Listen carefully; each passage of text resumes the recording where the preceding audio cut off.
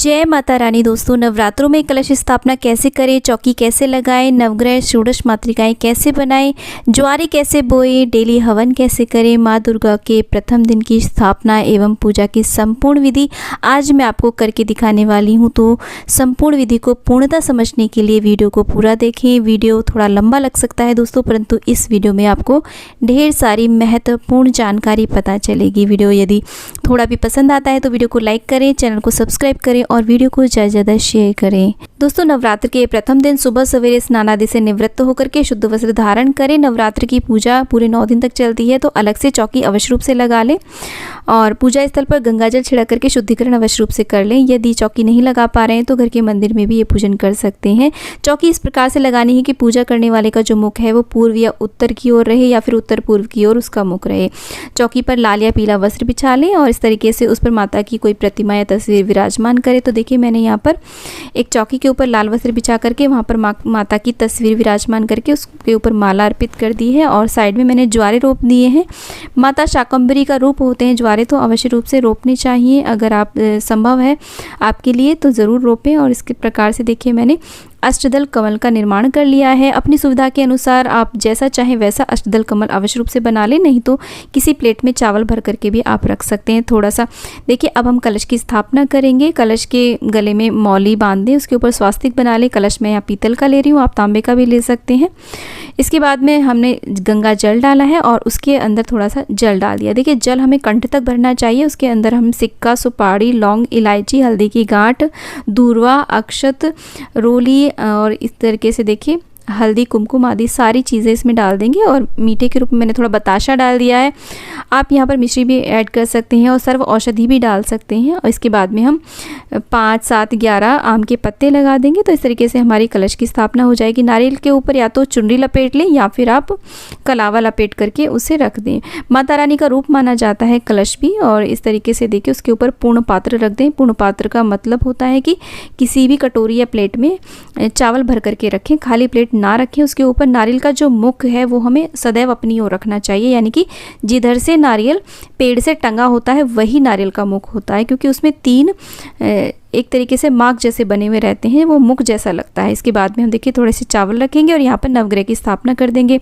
मेरे पास नवग्रह यंत्र है तो मैं इनकी स्थापना करूँ, नहीं तो आप चावल से भी नवग्रह बना सकते हैं। उसके बाद में हम गौरी गणेश की स्थापना कर देंगे थोड़े से चावल रख करके।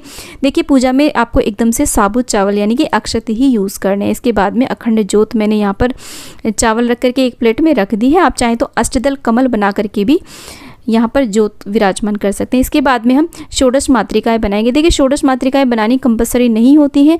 यदि आप इसके नियमों का पालन कर पाएँ तभी आप इन्हें बनाएं। इनके क्या क्या नियम होते हैं वो मैं आपको आगे किसी अन्य वीडियो में बताऊंगी कि षोडश मातृकाएं बनाने के क्या क्या नियम होते हैं। सबसे पहले कुशा की मदद से जल का छींटा देंगे और स्वयं को और पूजा सामग्री को शुद्ध कर लेंगे। 3 बार आचमन करेंगे। ओम केशवाय नमः, ओम माधवाय नमः, ओम नारायणाय नमः, ओम ऋषिकेशाय नमः। हाथ धो लेंगे।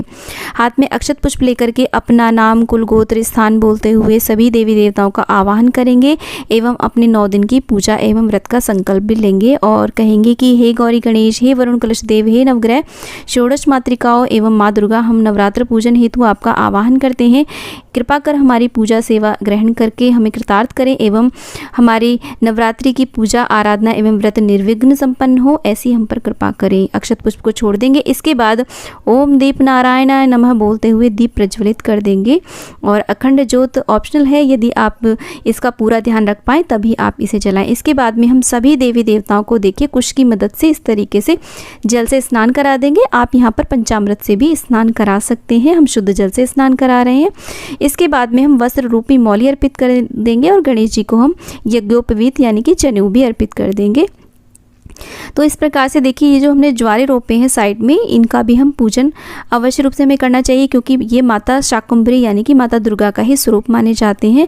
और वरुण कलश देव का, माता दुर्गा का और नवग्रह का, इस प्रकार से देखिए हम सभी को वस्त्र रूपी कलावा अर्पित कर देंगे। षोडश मातृकाओं का अब विशेष रूप से पूजन करें। यदि आपने स्थापना करी है तो सभी ये 16 देवियाँ होती हैं। 16 हमने चावल की ढेरी बनाई है। आप चाहें तो यहाँ पर सुपारी भी रख करके उनका निर्माण कर सकते हैं। हैं। तो देखिए पूजा के लिए आपको कुश या फिर ऊनी लाल रंग के आसन पर बैठ कर के ही आपको ये पूजन करना चाहिए। और पूजा की जितनी भी सामग्री है वो आप एक दिन पहले यानी कि शाम को ही सारी व्यवस्था कर लें और उसके बाद में आप अपनी सुविधा के अनुसार जैसा चाहें वैसा माता रानी का ये दरबार सजा सकते हैं, जितना भी ज़्यादा से ज़्यादा कर सकें। तो इस प्रकार से देखिए हम सभी को तिलक कर रहे हैं यहाँ पर सभी उपस्थित देवी देवताओं को। इसके बाद में माता रानी का तिलक करेंगे। इनके फ़ोटो में 9 रूप में हैं। साइड में मेरी जो ये फ़ोटो है, आपके पास प्रतिमा है तो आप उनका पूजन करें। जो भी सभी देवी देवता इसमें उपस्थित हैं उन सभी का हम टीका करेंगे। माता को लाल रंग अत्यधिक प्रिय है तो रोली और माता को सिंदूर चढ़ाएंगे इस तरीके से देखिए। और इसके बाद में हमने जो अखंड ज्योत रखी है इसका भी हम पूजन करेंगे। और देखिए इस तरीके से षोडश मातृकाओं को भी हम हल्दी और कुमकुम चढ़ा देंगे। साइड में मैंने ग्रंथ रखे हैं जिनका मैं नवरात्रों में विशेष रूप से पाठ करती हूँ, उनको भी मैंने विराजमान किया, उनका भी हम पूजन करेंगे, तिलक करेंगे। इसके बाद में हम सभी को अक्षत अर्पित कर देंगे और इसके बाद में हम सभी को इत्र लगा देंगे। तो देखिए क्योंकि ये पूजा पूरे 9 दिन तक चलती है तो इसलिए विशेष रूप से ये दरबार सजाया जाता है माता रानी का 9 दिन तक के लिए। तो इस तरीके से सभी को हम इत्र लगा देंगे। इसके बाद में हम गणेश जी को गुड़हल का पुष्प अत्यधिक प्रिय होता है और दूर्वा अर्पित कर देंगे। माता गौरी को लाल पुष्प अर्पित करेंगे। नवग्रह को भी हम इस प्रकार से देखिए पुष्प अर्पित कर देंगे। कलश पर भी पुष्प अर्पित करेंगे। माता दुर्गा को भी लाल रंग का गुड़हल अत्यधिक प्रिय होता है। इसके अलावा आपको जो भी पुष्प मिल जाता है आप उसे अर्पित कर सकते हैं, परंतु लाल रंग माता का अत्यधिक प्रिय होता है तो आप हो सके तो लाल रंग का विशेष रूप से प्रयोग करें। तो देखिए मैं सभी का पूरे विधि विधान से पूजन कर रही हूँ। इसके बाद में आप धूप दीप दिखा दें सभी देवी देवताओं को इस तरीके से। देखिए आप चाहें तो यहाँ पर कपूर की भी आरती कर सकते हैं और मैं सुबह शाम डेली जो पंच दीपिका होती है उससे आरती उतारती हूँ माता रानी की। इस तरीके से आरती आपको जो भी आती है वो आप आरती करें, गणेश जी की आरती करें। इसके बाद में देखिए हम जो भी नैवेद्य होता है वो अर्पित कर देंगे। माता को हम पंचमेवा का भोग प्रसाद अर्पित कर रहे हैं। इसके बाद में मिश्री अर्पित कर रहे हैं और माता रानी को जो विशेष रूप से भोग लगता है वो लगता है लौंग और बताशे का। और इसके बाद में जो भी फल उपलब्ध हो आपके पास उसका आप माता रानी को भोग अर्पित करें। जो भी भोग सामग्री आपने घर में बनाई हो, फलाहारी व्रत होते हैं ये, तो जो भी फलाहार बनाया हो वो आप अर्पित करें। इसके बाद में हम जल का भोग लगा देंगे माता को। तो इसके बाद में हम माता रानी की आरती करेंगे।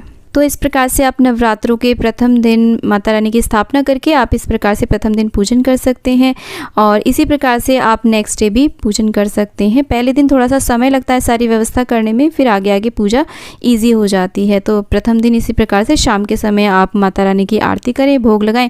वैसे तो माँ को 3 समय भोग लगाना चाहिए, लेकिन अगर ना हो सके तो आप कम से कम 2 समय तो अवश्य रूप से भोग आरती करें।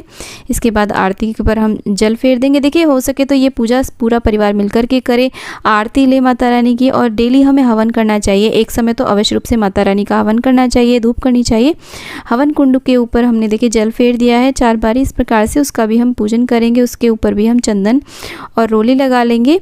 अग्निदेव का आवाहन करेंगे। इस प्रकार से देखिए घी की आहुतियाँ देंगे। तो इसमें हमें सर्वप्रथम गणेश जी के नाम की आहुतियाँ देनी होती है, नवग्रह की आहुतियाँ देनी होती है, माता रानी के नाम की आहुतियाँ देनी होती हैं, षोडश मातृकाओं के नाम से भी हमें आहुतियाँ देनी होती है। लौंग बताशे का विशेष रूप से भोग प्रसाद इसमें चढ़ाया जाता है। इसके बाद में हम सामग्री की 5, 7, 11 आहुतियाँ देंगे।